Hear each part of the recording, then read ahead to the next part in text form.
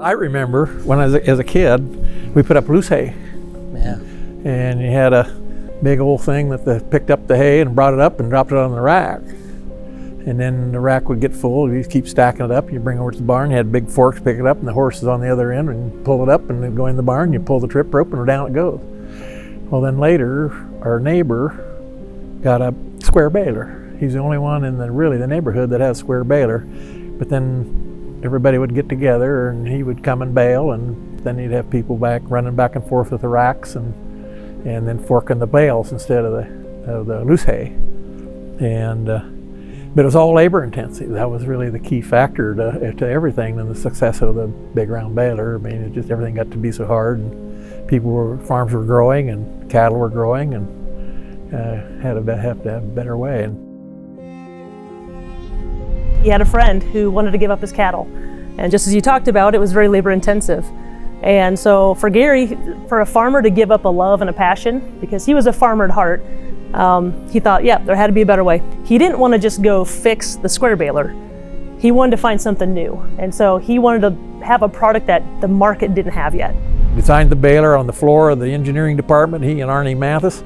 They drawed it out, and best they could, they cut metal and put it together, and they did probably put it together more than once, but they put it together and went out to it was in the wintertime, and they went out to the lake and tried it, and it didn't work. They couldn't get the bale to start very well, and Gary tells the story about getting a fence post that was laying there.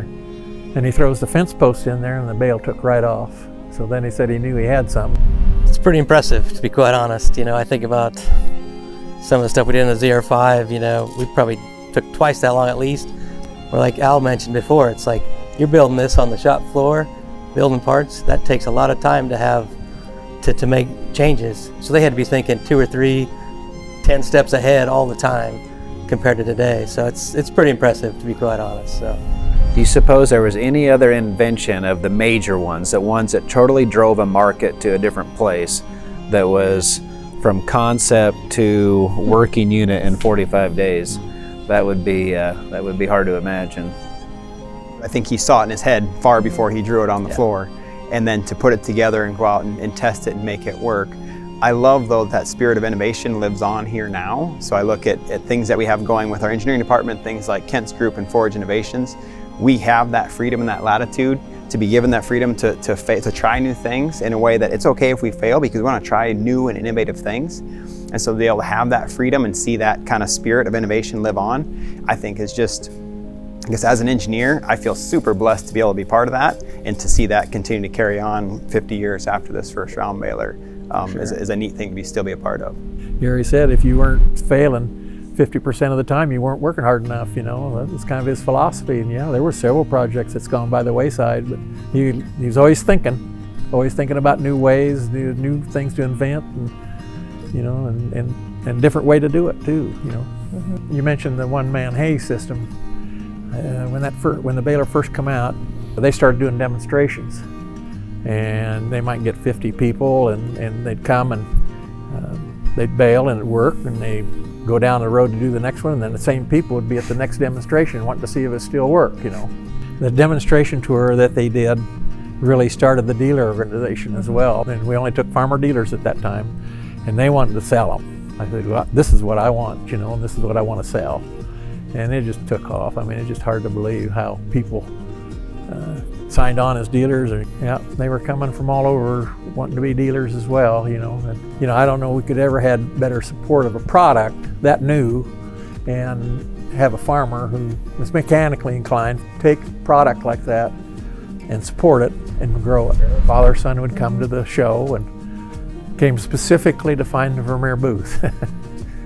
But from the time the show opened up, you were taking orders. I mean, people were wanting it. They were giving you deposits. I came home with a stack of deposit with $500 checks like you couldn't believe. I mean, just amazing.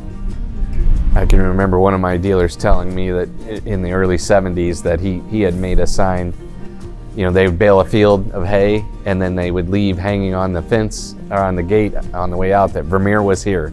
And that was their slogan to advertise the baler. Yeah, that's cool.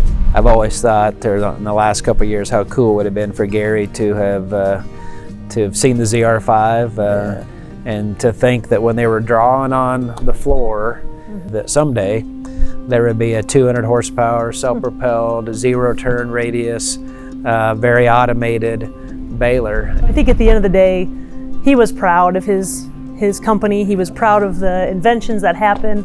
I'd love to see, when I see him in heaven, I'm gonna ask him, the ZR5, I think he'd be pretty excited about that, because his whole idea of helping solve the labor issues and solve the farming issues, I think he'd be pretty excited about it. We certainly talk about Gary for all the right reasons, and we talk about those of us that are sitting here today, but there's a whole bunch of what I would call giants like Al that were so dedicated from 50 years ago to today, but the giants in the middle are very real and need to be respected, and they are, and appreciated and celebrated to get from 0 to 50 years.